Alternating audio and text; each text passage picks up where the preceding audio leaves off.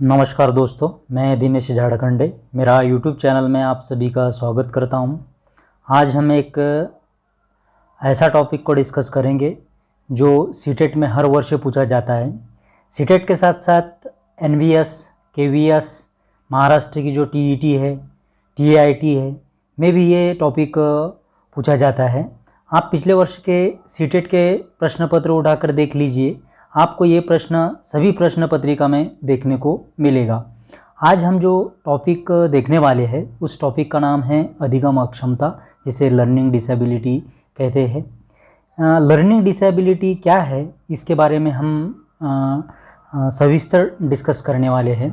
सीखने की क्षमता या योग्यता में कमी को अधिगम अक्षमता कहते हैं। कोई भी चीज़ सीखने में समस्या निर्माण हो रही होगी तो उसे लर्निंग डिसेबिलिटी कहते हैं। एग्जाम्पल के तौर पे अगर हम देखें तो अगर कोई जो चीज़ है वो चीज़ सीखने में हमें काफ़ी समस्या निर्माण हो रही होगी, हमें समझ में नहीं आ रहा होगा, बार बार करने के बाद भी नहीं समझ रहा होगा, तो उसे हम लर्निंग डिसेबिलिटी कहेंगे। तो लर्निंग डिसेबिलिटी के कुल कितने प्रकार है, वो प्रकार कौन कौन से हैं, यह सभी हम एक एक करके देखेंगे। सीटेट में इस टॉपिक पर बार बार प्रश्न पूछे गए हैं। तो हमारा जो पहला टाइप है वो पहला टाइप है डिसलेक्सिया। अब डिसलेक्सिया क्या है और डिसलेक्सिया कौन से विकार से संबंधित है? तो डिसलेक्सिया ये पढ़ने से संबंधित विकार है। बच्चों को पढ़ने में काफ़ी कठिनाइयाँ आती है, बच्चे सही ढंग से पढ़ नहीं पाते हैं, बच्चों को क्रम समझ नहीं आता है, उल्टा सीधा पढ़ते हैं, जैसा डी को बी पढ़ते हैं, वाज को स्वा पढ़ते हैं, एल को आय पढ़ते हैं। ऐसे जो विकार है वो विकार डिसलेक्सिया से संबंधित होते हैं। उसके बाद में हमारा जो दूसरा टाइप है, दूसरा जो प्रकार है वो है डिसग्राफिया। डिसग्राफिया हमारा जो प्रकार है उसमें लिखने से संबंधित कठिनाइयाँ उत्पन्न होती है। सही ढंग से जो राइटिंग वर्क है वो राइटिंग वर्क कर नहीं पाते हैं। जैसा कि हमने डी अल्फ़ाबेट है उसे बी लिखते हैं, एल को आई लिखते हैं, एम को एन लिखते हैं। म्हणजे लिखने से संबंधित जो कठिनाइयाँ होती है वो डिसग्राफिया में होती है। म्हणजे लिखने से संबंधित जो भी कठिनाइयाँ निर्माण होंगी वो डिसग्राफिया में आएगी। उसके बाद में हमारा जो तीसरा टाइप है वो है डिसकैल्कुलिया। अब आपको पता ही चल गया होगा कि डिसकैल्कुलिया, कैलकुलिया से हमको समझ में आता है कि यह गणितीय गणना से संबंधित समस्या है। अगर गणना में एक प्रकार से हमें कोई समस्या निर्माण हो रही होगी, सही तरीके से हम कैलकुलेशन नहीं कर पा रहे होंगे, तो वह डिसकैल्कुलिया होता है। उसके बाद में है डिसमोर्फिया। डिसमोर्फिया बोले तो भ्रम वाली स्थिति, शारीरिक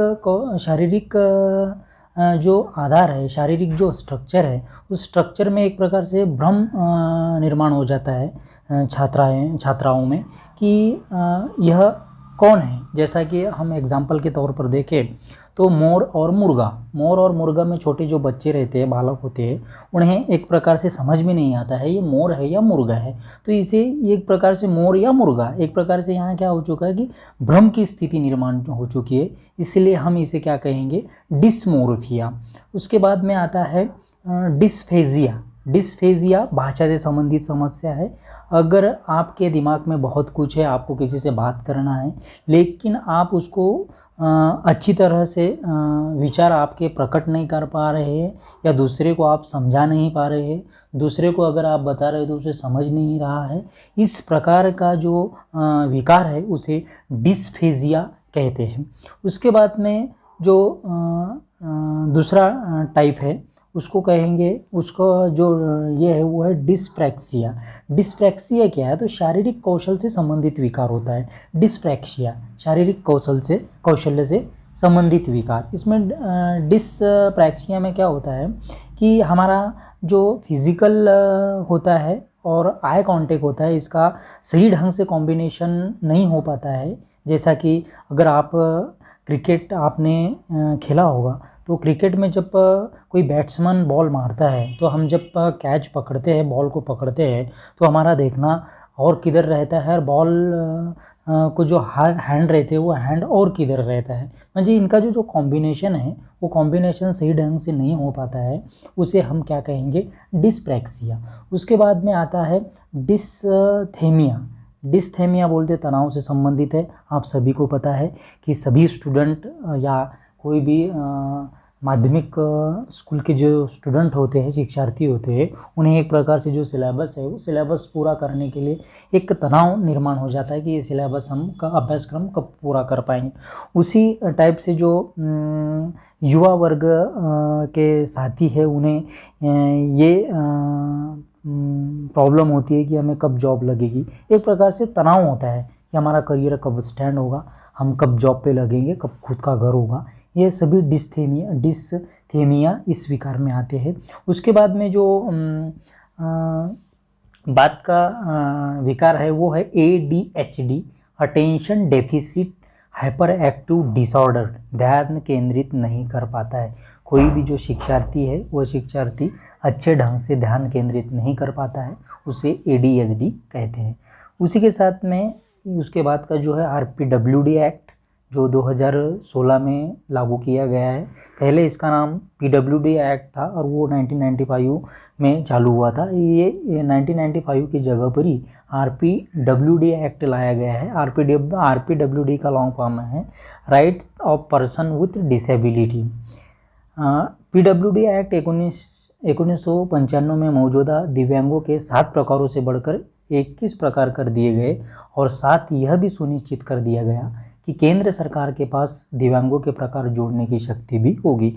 यहाँ पर यह बताया गया कि पहले दिव्यांगों के केवल 7 प्रकार थे, लेकिन 7 से बढ़कर 21 प्रकार कर दिए गए हैं और केंद्र के पास अब यह भी शक्ति है कि अगर कोई दिव्यांगों का प्रकार अगर बढ़ाना है तो वह प्रकार केंद्र सरकार के पास है।